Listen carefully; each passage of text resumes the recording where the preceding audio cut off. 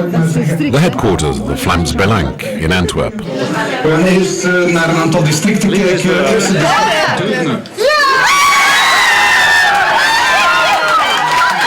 Activists are celebrating. Their party has increased its vote from 6 to 8% in most of the towns in Flanders. It's their 13th consecutive electoral victory. The Vlaams Belang is the most successful far-right party in Europe.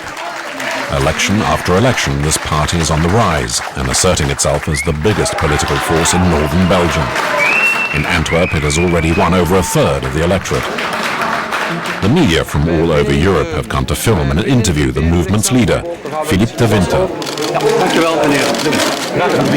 His program includes the repatriation of immigrants and the fight against insecurity and independence for Flanders. At 10:30 in the evening, Dewinter leaves his campaign headquarters, destination City Hall, where he is expected in the Belgian TV studios. In 25 years, he has become the politician you cannot avoid. We accompanied him throughout his campaign. His party has been condemned for racism and for acts of violence, and have been boycotted by the traditional parties. An investigation into the incredible rise of a far-right party whose dream is to blow Belgium wide apart.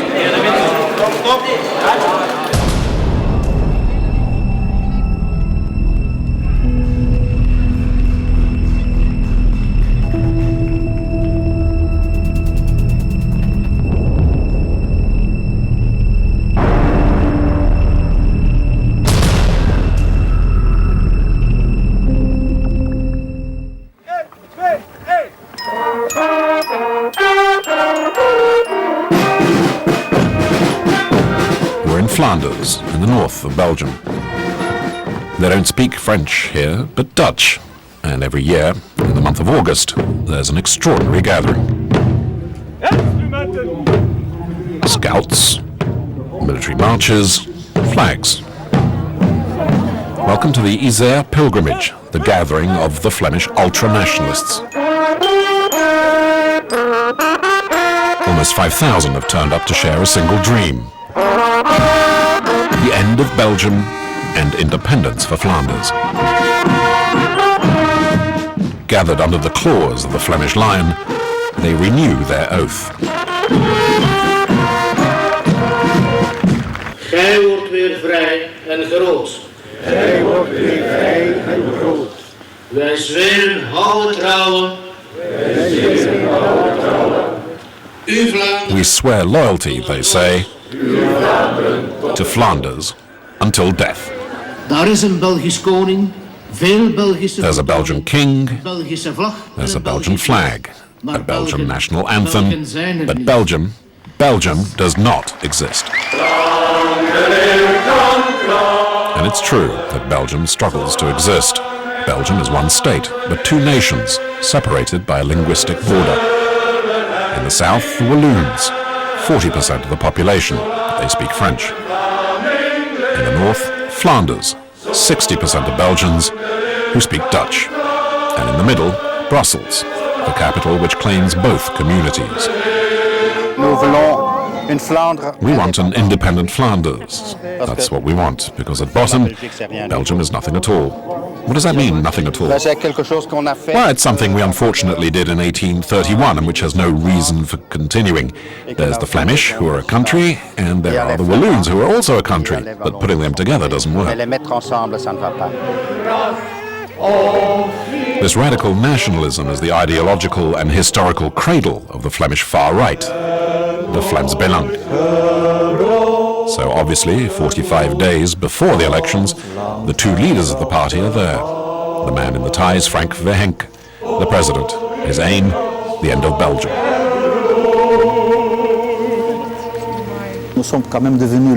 We've become the biggest party in Flanders. 25% of the electorate vote for us. We're a party that very clearly and very explicitly advocates the independence of Flanders. Frank van Henk hasn't always defended his ideas in a suit and a tie. This is 1981, and Flemish nationalists are protesting the presence of French speakers in Brussels. Right at the heart of the confrontation, in the front row of the demonstrators, is Frank van Henk, president of the Vlaams Belang. It's the time when Flemish nationalists paraded in the streets in battle dress, with dead rats in their hands. Their slogan, "French rats, fuck off."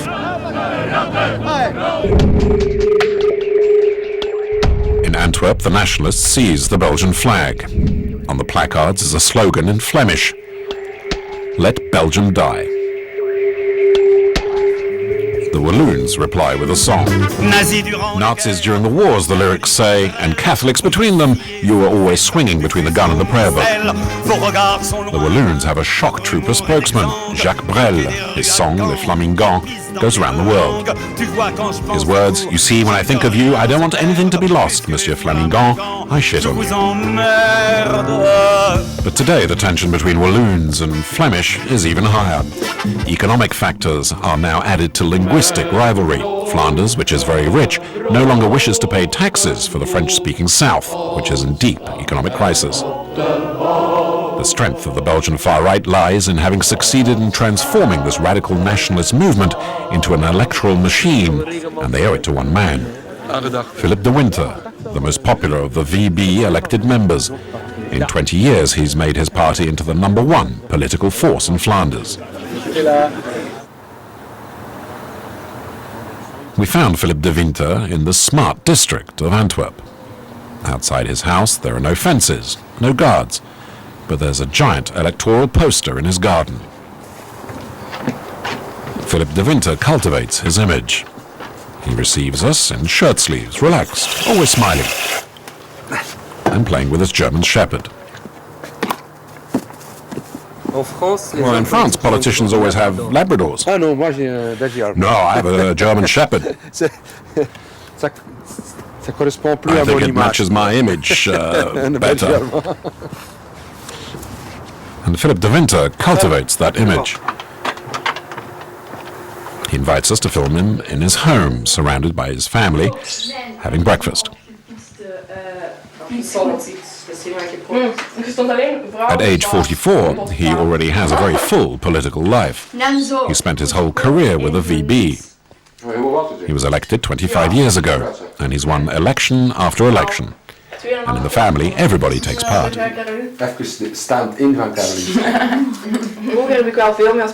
I often help my dad put pamphlets through letterboxes. It's fun. She's a good activist. A peaceful, relaxed head of the family. This is the image he wishes to present. A far cry from his fiendish reputation.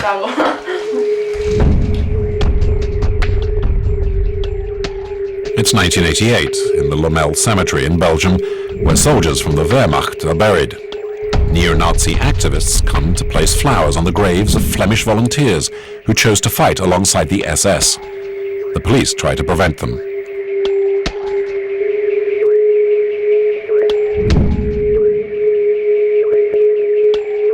Brawls break out. It's a confrontation. And in the front row is Philip Dewinter, then a young elected member for the party. In his living room, a Celtic cross, the rallying sign of the European far right, reminds us of his radical engagement. And in his library, a multitude of historical and political books.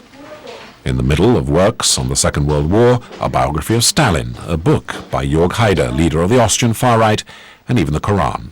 C'est le Coran, oui, le Coran. That's the Quran, yes. Have you read it? Un rap, il faut toujours savoir. You must always know what your enemies are saying. These. And below the Quran, the works of Bruno Magret and the manifesto of Jean-Marie Le Pen's National Front. Je connais bien Jean-Marie Le Pen, j'ai beaucoup d'admiration. I know Jean-Marie Le Pen well. I have a great deal of admiration for him. In fact, it was he who developed the nationalist right in Europe. When I was young, about 20 years old, he was the example. He was the role model, as we say here in Flanders, the man to follow, who was doing really extraordinary things in France. Il faisait des choses vraiment extraordinaires en France. Philip Dewinter willingly admits it. He is greatly inspired by Jean-Marie Le Pen. Like him, he was able to transform a small far-right party into a major national party by making his war horse the fight against immigration.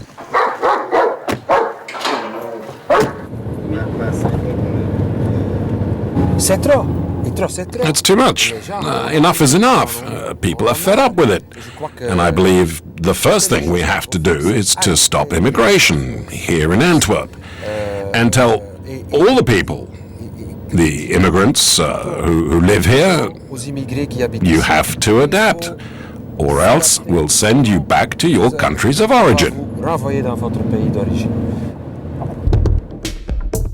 It's on this anti-immigration rhetoric that Dewinter built his popularity in his hometown of Antwerp, the economic capital of Flanders.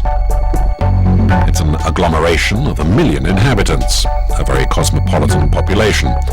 Officially, there are 13% of foreigners, twice as many as in Marseille. And Belgians of immigrant origin are all the more visible here because they have not settled in the suburbs, but in the centre of town. Today, Philip Dewinter is going to the Antwerp City Hall for the final communal council meeting before the elections. Outside the City Hall, 2 demonstrations. On one side, illegal immigrants, and on the other, angry dog owners. Philip Dewinter quickly chooses his side.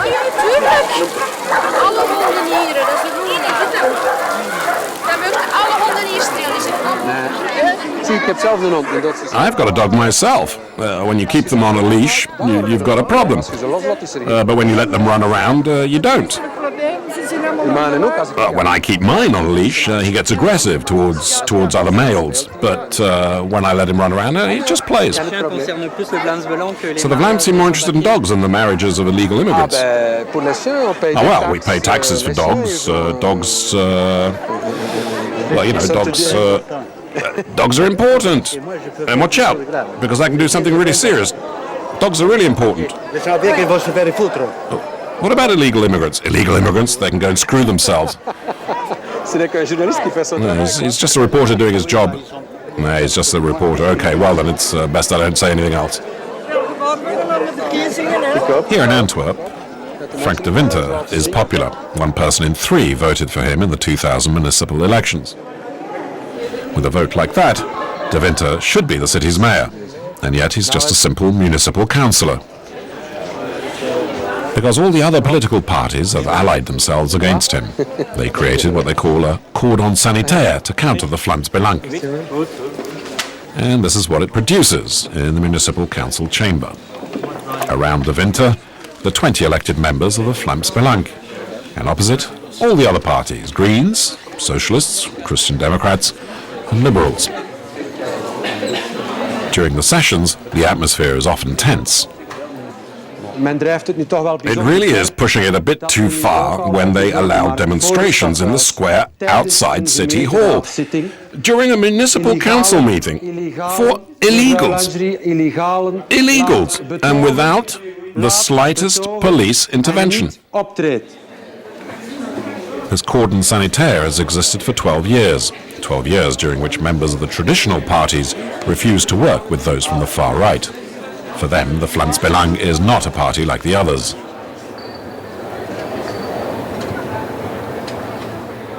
Starting with its founder, Karl Dillon, seen here on the stand. This is 1996. And here he is as a young man giving the Nazi salute. Karl Dillon never denies his position. Here he is again in the 1990s. He's paying homage to the Flemish Nazi collaborators who took part in the deportation of the Antwerp Jews. He went on to write, "The Flemish nationalists are the heirs of the collaborators."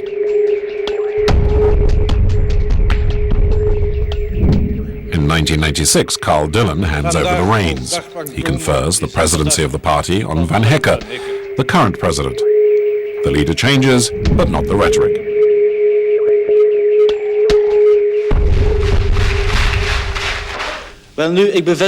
I can confirm to you that now, in all solemnity, that we will not touch, that we won't change any of our programs or our fundamental beliefs, that which is known as the hard line. We will not abandon it. One man took this hard line to court, Jos van der Welpen. Jos van der Welpen is a lawyer in Antwerp and president of the League for Human Rights in Flanders. He was the first to dare do what nobody had ever attempted before, get the Vlaams Belang condemned for racism. He's even kept a little souvenir, which he's transformed into a work of art. Voilà, c'est un pavé qui a été jeté par la fenêtre. There, this is the paving stone that was thrown through my window during the time of the trial. In his basement, the lawyer has kept all the records of the trial. For months, he collected pamphlets, posters and manifestos. He analysed all of Vlaams Belang's propaganda. The leaders of the Vlaams Bloc, who from 1992 had been developing a 70-point plan, which they had partly stolen from the French National Front, broadening and adding details, and which they used over more than 10 years to launch one campaign after another here in Antwerp, and also in Flanders, a racist campaign such as we have never seen in Europe. And the lawyer bases his case on a document written by Dewinter, his 70 propositions on immigration. Here are some of the more spectacular ones. Expulsion of immigrants after 3 months of being unemployed. A ban on immigrants buying accommodation before 10 years residency in the country.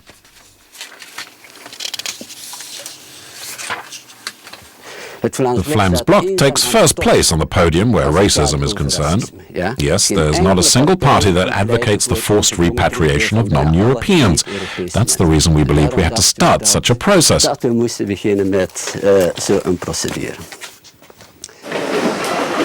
legal battle against the VB lasts for 3 years. In April 2004, the verdict is announced. The party is convicted of racism. And it was on Dewinter's propositions that the judges based their decision. Furious, the leaders of the Vlaams Belang hold an improvised press conference inside the court.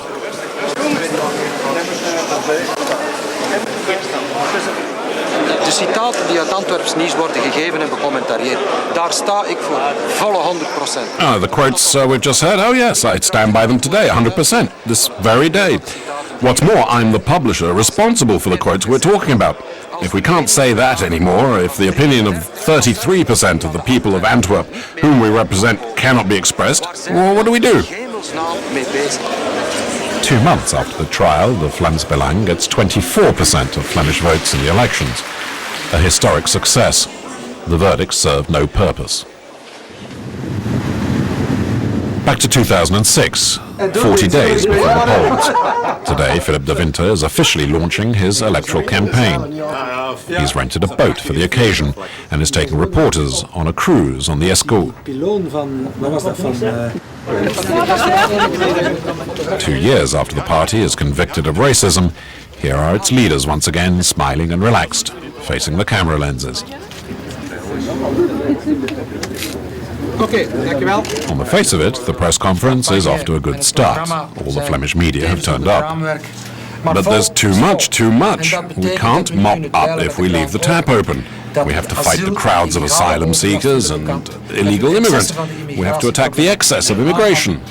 Zoals criminaliteit, verloedering en dergelijke. Mark Brinkman, political editor of the great Flemish daily, The Standout. For a long time, he and his colleagues have kept Dewinter at a distance.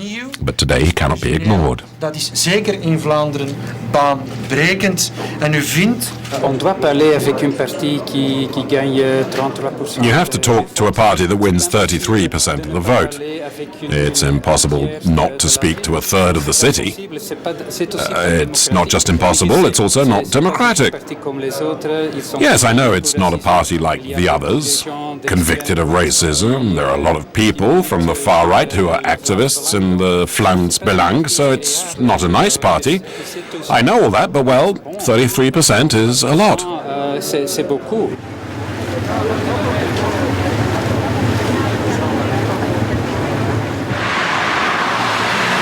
The following day, we meet Dewinter at the Vlaams Belang's campaign headquarters. It's 9 o'clock in the morning, and the whole team is already there. They're analysing coverage of yesterday's press conference. All the papers talk about it, but not exactly in the tone the head of communications was hoping for. They say that we're already tired, right at the start of the campaign. I think the reporter's mistaken.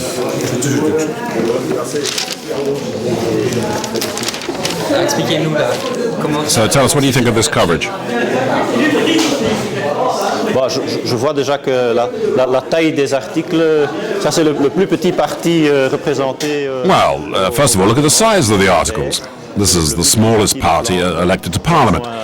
They're the Greens, the smallest party in Flanders, and yet they have a big article here. And I see the biggest party in Flanders, especially here in Antwerp. And what do you see? We have a tiny photo. It's typical.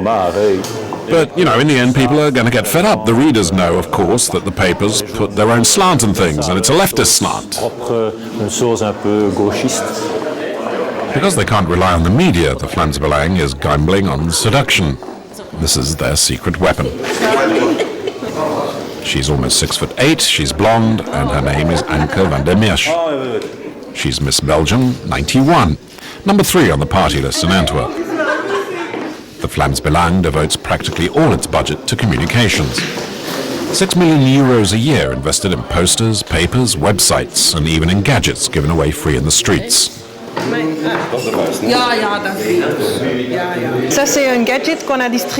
This is a gadget we handed out in the markets. We had a great success with it. You put this on the door, and this on the other side, and if you put it to on, it makes a noise like this. That way you know if somebody opens the door or the window. It's for security. That's also a part of the party's program.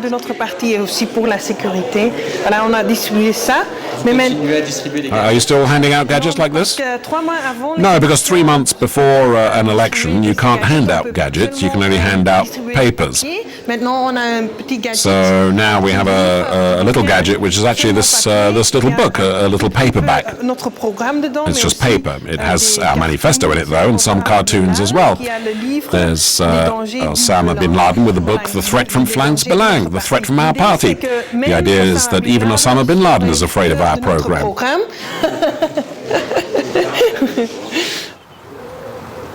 The Hoboken district in Antwerp. This is where the Vlaams Belang gets its highest vote. This is the house where Elke and Edwin live, 2 militant activists on the far right. Edwin, 35, is personal director in a medium-sized business. Elke is a telecommunications consultant. They're part of that well-off social class that the Vlaams Belang attracts. In the beginning, it was nationalism that drew Elke. Well, for me, the aim is, in the end, to have a clean state called Flanders, an independent Flanders. And is that why you're politically committed? Yes. I hope that I'll be able to celebrate that day together with my son. But when you talk to Elke, you very soon realize that immigration is one of their major concerns. Well, what you see in the street now, well, for me, it's... I don't know. What do you mean? Well, about, you know, the women who are totally Islamic. That's not part of our culture, and sometimes it really scares me. That's what I mean. I'm really scared, and I don't know, but I think that if it doesn't stop now, we'll all end up becoming a part of the Middle East. Je crois qu'on va devenir une partie du Moyen-Orient, je crois. Elke agreed to take us to one of the neighborhoods quite near her house where she no longer feels at home.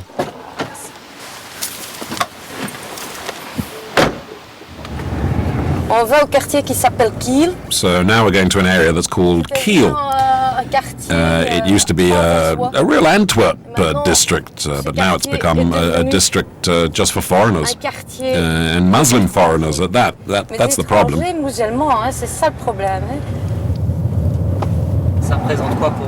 What do they mean to you, these women in veils? Well, I find that they're not part of my country, and that, well, if they do it at home, that doesn't worry me. ça ne m'intéresse même pas. But if they go outside, I don't want to see them dressed like that anymore. Qui sont I just find it's not normal in our country. anormal pour notre pays. Well, what if the Vlaams Belang wins the elections and that you're in power? What would you do about this? Pour moi, ce sera interdit. Well, for me, they'd be forbidden. It'd be forbidden to dress like that in the street.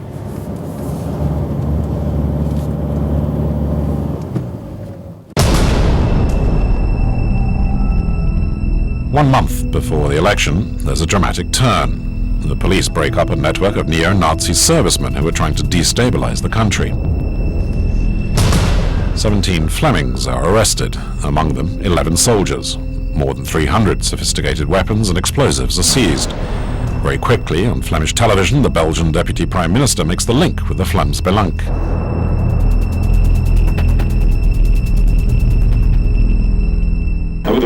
We need to go further. There may be other people in certain parties, in extremist parties, first in Flanders, around the Vlaams Belang, for example. So I hope that it will be possible for the various services of the federal police and other police services to go much further in their investigation. For Dewinter, the whole affair cannot be mere coincidence. On veut comprometter le Vlaams Belang. They want to compromise the Vlaams Belang. They want to find links between the little neo-Nazi terrorist groups and the Vlaams Belang. But there isn't any, it's obvious. We're a popular party of the nationalist right. We have no hang-ups. We have nothing to do with the crazy fools who think they're still living in the 1930s or 40s. Qui pensent qu'ils vivent encore dans les années 30 ou 40. The leader of the neo-Nazis, Thomas Boutens, has been under surveillance for nearly 2 years. So why break up the group just 4 weeks before the elections? The question needs to be answered, and the defense minister has to justify himself before a parliamentary commission. There are always some people who see political maneuvering everywhere. I can tell you that these problems have been pursued since 2004. But you have to act at a given moment. And if that discredits the far right, then too bad. Or rather, so much the better. So much the better? Absolutely. Absolument. 2 weeks of frantic police and media activity, but no link could be established between the Vlaams Belang and the neo-Nazi plotters. As a result, Dewinter can play the victim. Each time in the papers and in the media, there are people who try to organize campaigns against us. It doesn't work though, and it never will work, because every time it's like David against Goliath. It's the Vlaams Belang all alone against everybody else. Just doesn't work. Dewinter takes offense, but his party is no stranger to sensational news. A young 18-year-old man, a far-right sympathizer, has killed an African woman and a child in the open street this morning. On May the 11th, 2006, a racist crime stunned Belgium. It took place in Antwerp. This young man lying on the ground is the murderer. He's 18, his name is Hans van Temtje. The police have just arrested him. That same morning in a square he shot a veiled woman of Turkish origin at point-blank range. And a few streets away he gunned down a young girl of African origin and the little girl she was looking after. Later they learned that this young man is the son of a VB activist. His aunt is one of the party's members of parliament, famous for a sentence she pronounced in parliament.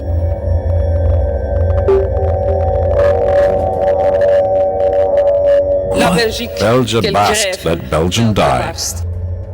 The Belgian Prime Minister reacts at once on television. He directly attacks the Vlaams Belang. This terrible act is a form, I would say, of extreme racism.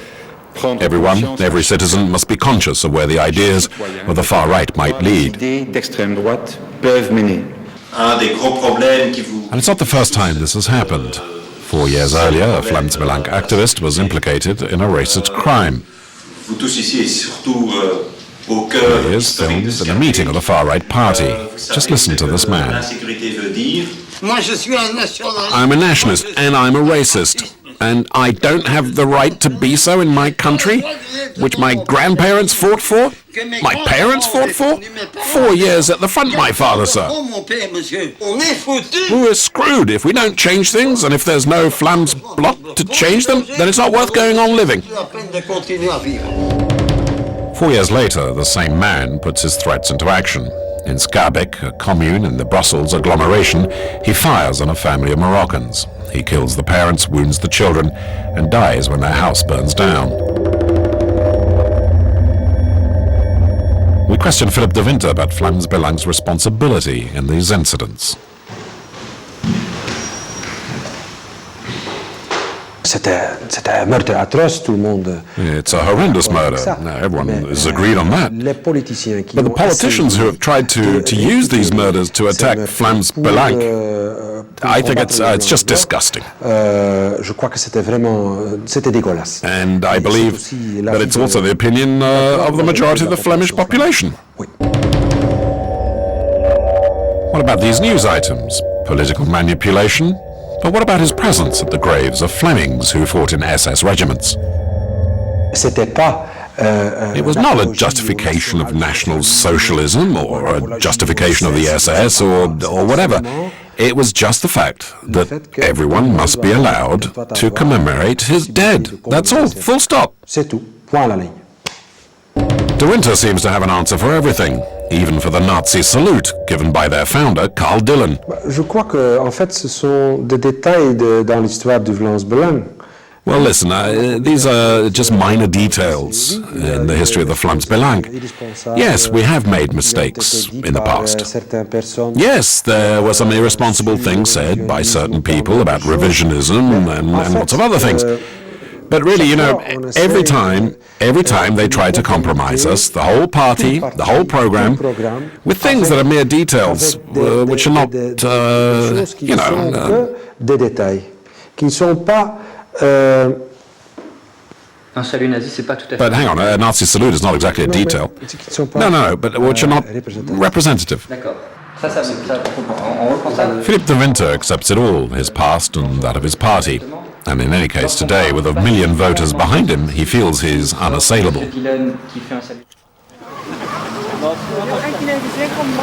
With a group of activists, Dewinter is campaigning in the menacing market, one of Antwerp's working-class neighbourhoods. Most people smile at him. He's at home here. He hands his little manifesto book to every passerby. Or almost every passerby.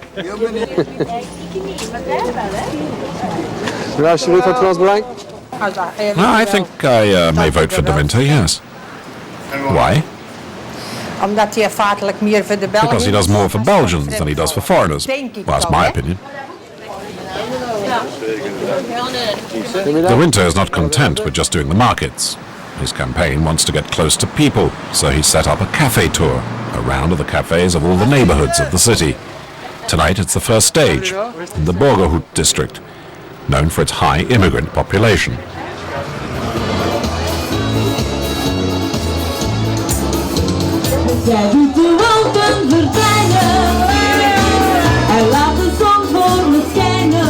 The theme of the evening is ready-made: immigration and security.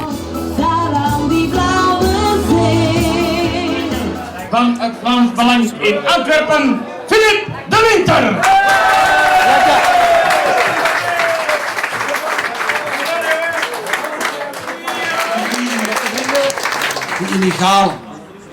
Illegal immigrants, refused asylum seekers, but also the North Africans and Muslims who are in a regular situation, but who refuse to adapt. They should know that they are not welcome and that their place is not here, but in their country of origin. Tonight, Dewinter is not alone on stage. There's also Bart De Bie, a Vlaams Belang candidate, and a highly controversial figure. He was the youngest police superintendent in Belgium. He had to resign 2 years ago, accused of violence against immigrants. When I assumed my police responsibilities in Boycotted in the 1990s, my district supervisor said to me, "You see, Bart, you have to consider Boycotted as a big, exotic, multicultural cake." I have to say that after 3 days, I soon realized that this exotic exotic multicultural cake was in fact a bitter multi-criminal soup that every inhabitant of Borgerhood was forced to eat every day. I wanted to remedy that. Zeg maar, dat is natuurlijk gemakkelijk gezegd. En dat is een mooi en verdiend. People, everybody I know, my friends, they're all afraid. They all go home early. Well, it's still right, because afterwards they don't dare go home. Do you think that's funny?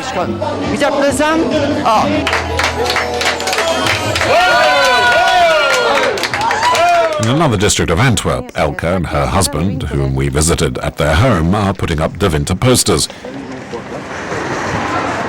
This evening they're putting up Dewinter posters. Ja. Okay. They've decided to go to the notorious district that so frightens Elke.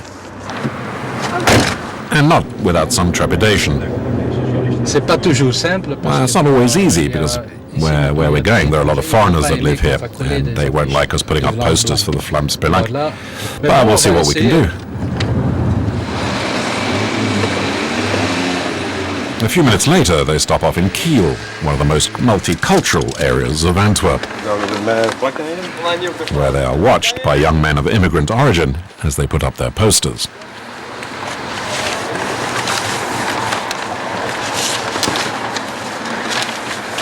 Je crois qu'ils n'ont pas du caméra en général.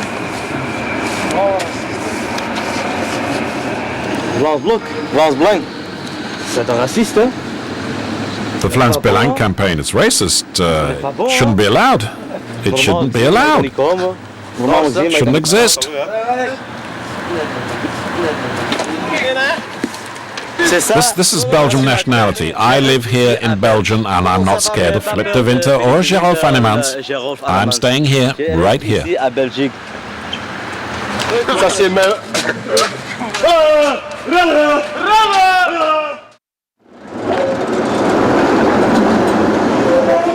In Antwerp, the other parties are also campaigning.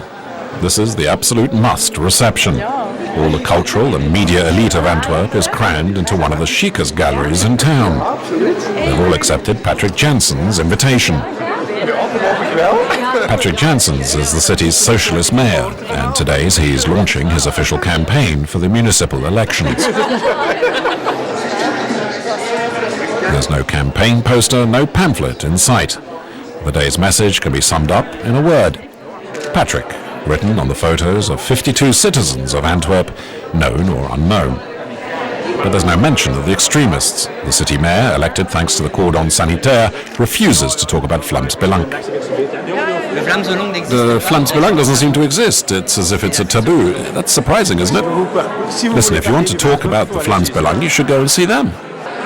But the elections are a political issue, and today you haven't mentioned the cordon sanitaire, when really that is what's keeping the Vlaams Belang from power. That's astonishing. Now, if you want to talk about the policies of the Vlaams Belang, you have to discuss it with them. What we want to do is place the agenda somewhere else. That's where people are united, where they can live by side. Our aim is a city that belongs to everybody, and that's what we want to show. Nothing controversial. We'll stick to the petit four and the champagne.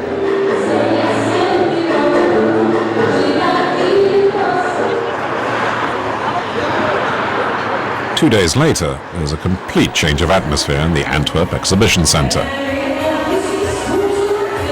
It's the 24 hours of the Vlaams Belang party.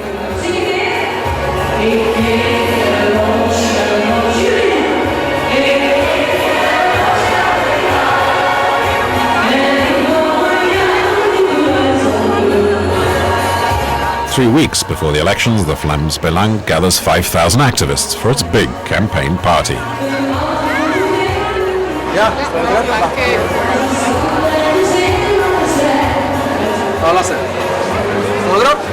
Philip van der Sand, communications director, is delighted. This is a demonstration of the party's popular character.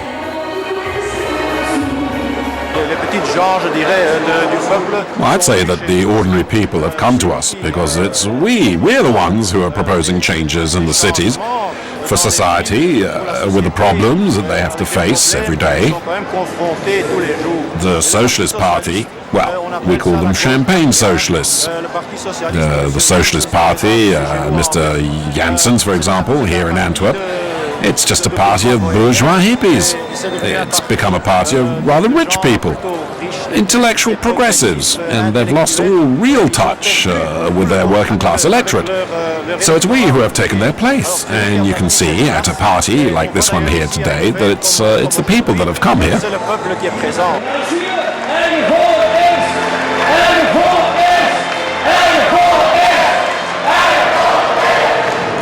It's the moment all the activists are waiting for, the Philip Dewinter show.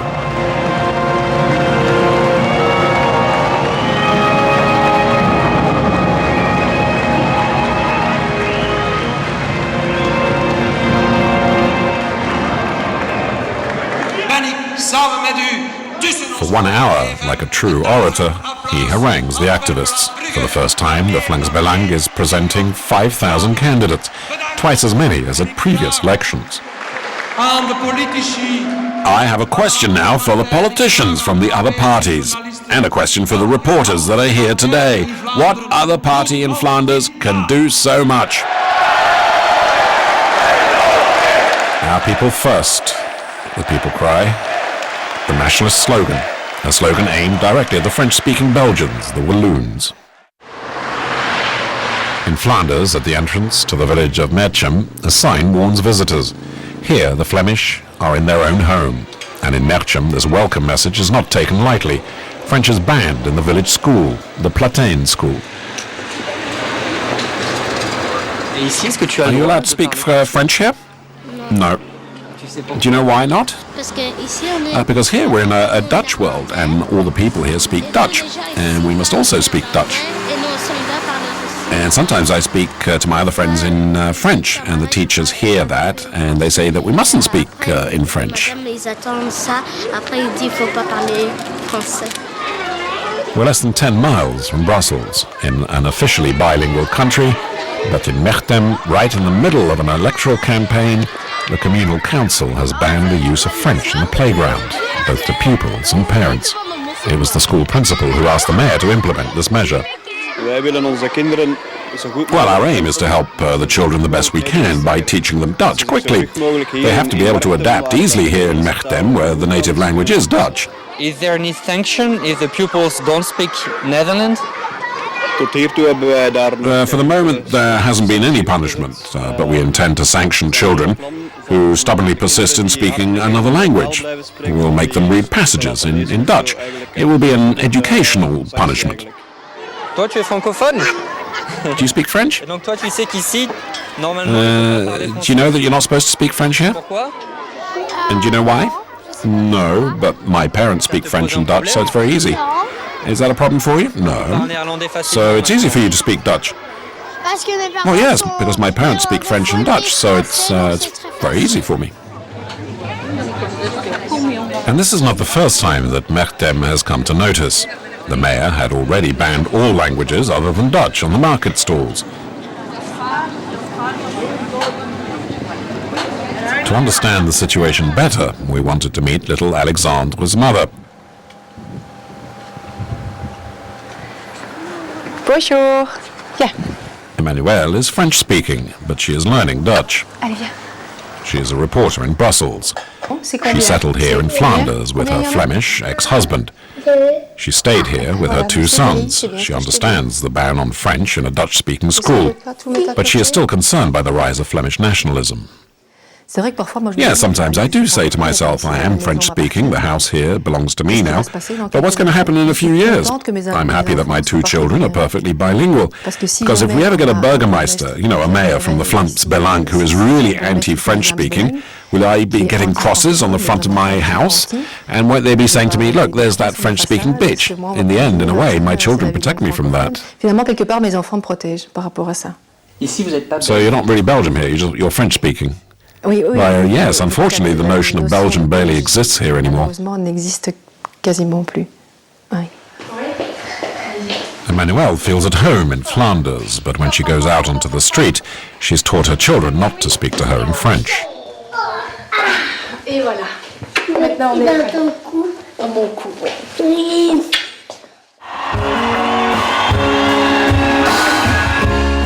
The Belgian singer Axel Red is taking part in a concert in Antwerp. A concert organised against racism and xenophobia.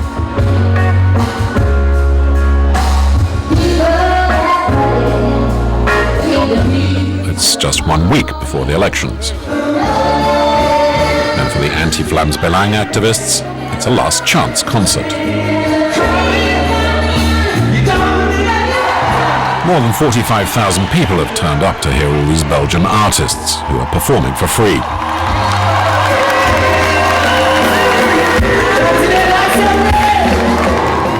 Axel Red is Flemish and Francophone. She wanted to take part in this action, and she gives interview after interview in both languages to justify her cause.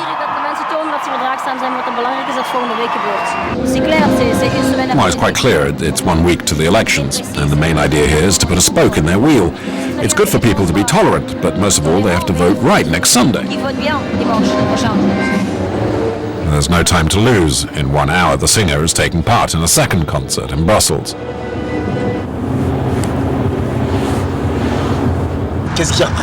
What do they represent, this party, for you who's Flemish? Well, what does it mean?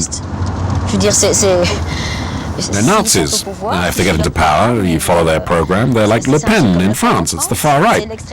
I mean, you know, they're...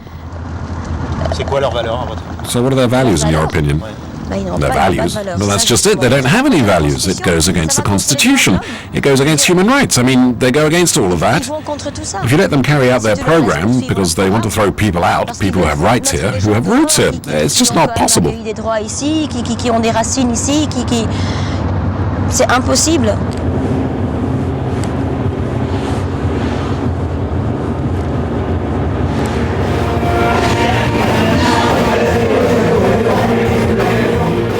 Four such concerts have been organised in Belgium.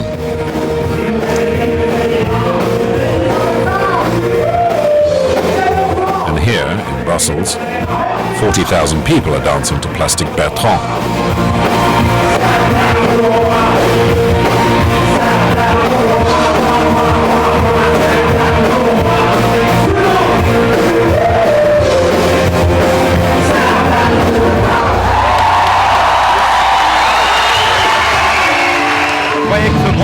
Do you think this concert will prevent Vlaams Belang from getting a massive vote next week? Well,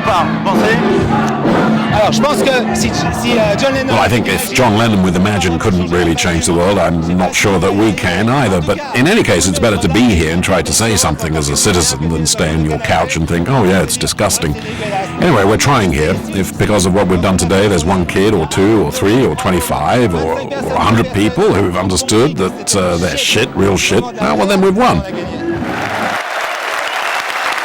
Meanwhile, in Antwerp, Dewinter has gathered his activists for his last meeting of the campaign.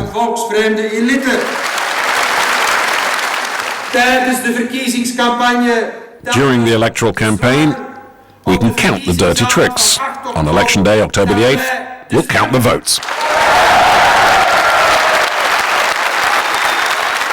And right after his speech, Dewinter is sarcastic about the concerts. Well, we never get the chance to listen to these groups for free. Usually it costs 50, 70 or 100 euros to go to a concert by Clouseau or Tom Barman, Deus and so on. So when it's free, you have to grab the opportunity. But afterwards, you have to think about it. And you have to vote Vlaams Belang.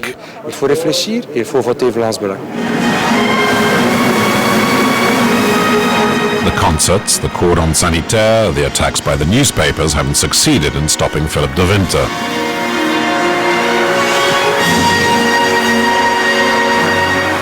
In 6 months' time, Belgium will be holding legislative elections.